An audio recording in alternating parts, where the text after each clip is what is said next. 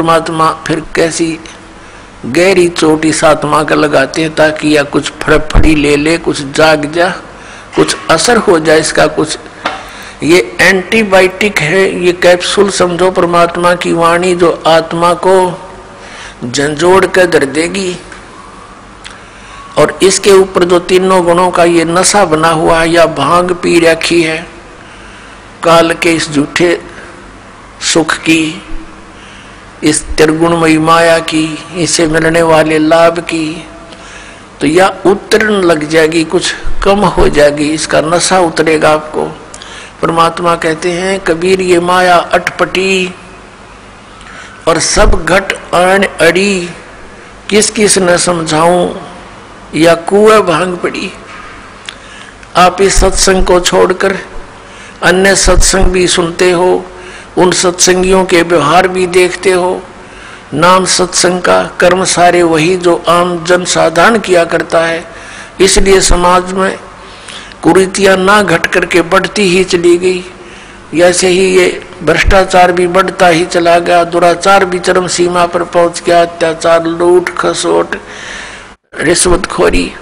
तो क्या फायदा हुआ? इतने संत और भक्तों की गिनती नहीं और असर इतना भी नहीं किसी के।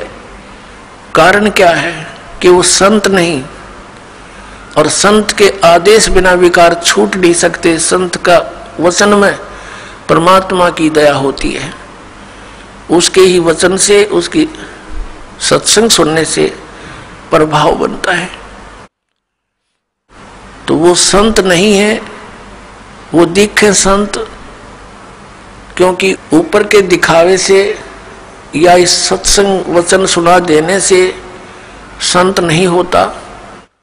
संत के बहुत ही ज्यादा गहरे जो लक्षण होते हैं वो जन साधारण की पहुंच से दूर होते हैं। एक तो संत का ज्ञान से पहचान होता है, संत की और असंत की उसके वचनों से, उसके सत्संगों से पहचान होती है। और सदग्रंथों में तो और भी बहुत सी पहचान बताई है कि उल्टे लटके हुए संसार रूपी वृक्ष को जो भिन्न भिन्न बता देगा स वेदवित वो तत्वदर्शी संत है। गीता जी अध्याय नंबर 15 के श्लोक नंबर 1 में यही ज्ञान दिया है। और संत की और असंत की पहचान उसके ऊपर के दिखावे से नहीं होती, ऊपर के आडंबर से नहीं होती, उसके ज्ञान से होती है। और फिर समाधान के मंत्र से होती है। ज्ञान भी सुन सुना कर कोई किसी से मिलता जुलता कह सकता है, लेकिन उसके पास उस रोग के नाश करने की, इस हमारे जन्म मृत्यु के रोग का नाश करने की और प्रारब्ध के अंदर आने वाले कष्टों का निवारण करने की औषधि नहीं है, वो सही मंत्र नहीं है, तो कितनी ही बातें बनाता रहे वो संत नहीं है। और किसी व्यक्ति ने इस दास से सुनकर और ये मंत्र लेकर तीनों और स्वयं वो संत बनकर इनको दान करने लग जाता है, देता है, तो वो डुप्लीकेट लाइसेंस बना रहा है, क्यों? वो अधिकारी नहीं है। वो गुरु की आज्ञा के बिना स्वयं ही नाम देता है तो वो निगुरा है और वो अधिकारी नहीं है, उससे उपदेश लिया हुआ भी व्यर्थ ही है। तो इन सब बातों से हमने सावधान रहना है। अब क्या बताते हैं परमात्मा? कंठी माला सुमरनी पैरे से क्या हो, ऊपर डूंडा साध का अंतर रख्या खो।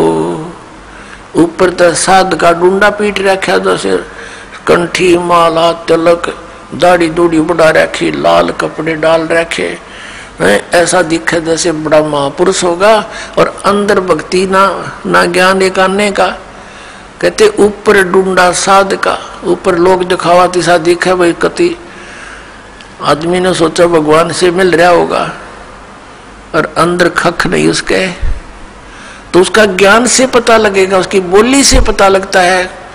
जैसे धर्मदास जी को जब ज्ञान हुआ, आदरणीय धर्मदास साहिब जी को, और परमात्मा उनसे बिछुड़ गए थे, उसके वियोग में संतों से मिलते थे और उन संतों से प्रश्न करते थे वो कि ब्रह्मा विष्णु महेश के माता पिता कौन हैं।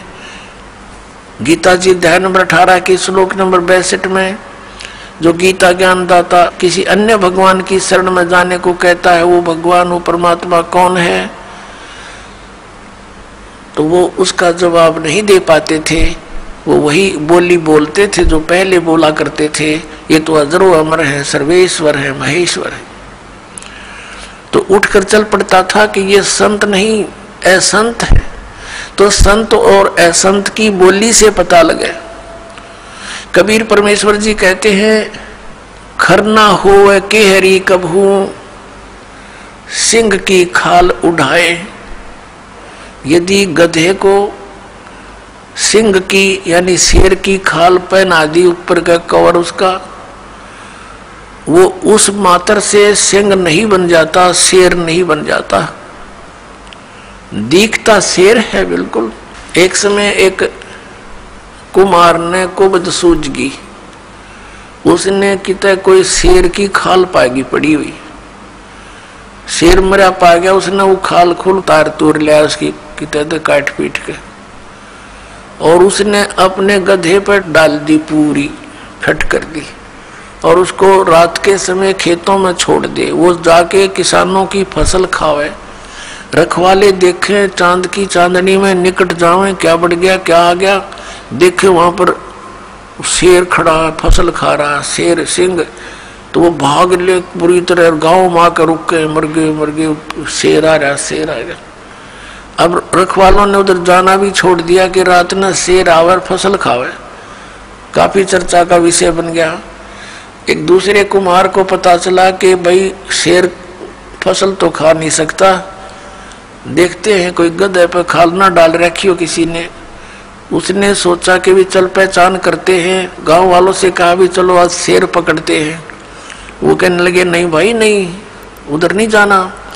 वो कहने लगा भी चलो तुम मेरे साथ चलो, वृक्षों पर बैठ जाना ऊंचे चढ़कर। वो 2-4 गधे ले गया अपने, और जहां वो शेर आता था उसी के आसपास वो गधे छोड़ दिए, और वो बैठ के ऊपर वृक्षों पर।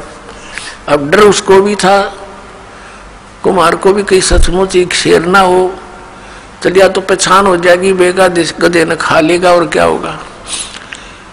तो थोड़ी देर के बाद उन गधों ने अपनी बोली बोली, हू करने लगे। वो शेर भी लग गया हू करने, वो आया भाग गया, और उन गधों के पास आकर हू करता करता खूब मस्ती में उसकी वह खाल उतर गई ऊपर तक, और गधा का गधा। तब रखवाले उतरे, अरे सचमुच भी तो गधा है, उसको मार को धमका निकम्मे तो नहीं के जुल्म कर दिया। तो पुण्यात्मा परमात्मा कहते हैं कि गधे की और शेर की पहचान उसकी आवाज से होती है। वो भी हू करता है, जब कहने लगे भाई यू तो गधा है, शेर को नहीं, शेर की आवाज को नहीं, वो बोली ही नहीं है शेर वाली। तो इस प्रकार संत और असंत का ज्ञान उसके वचनों से, उसके सत्संग से, उसके ज्ञान से होता है।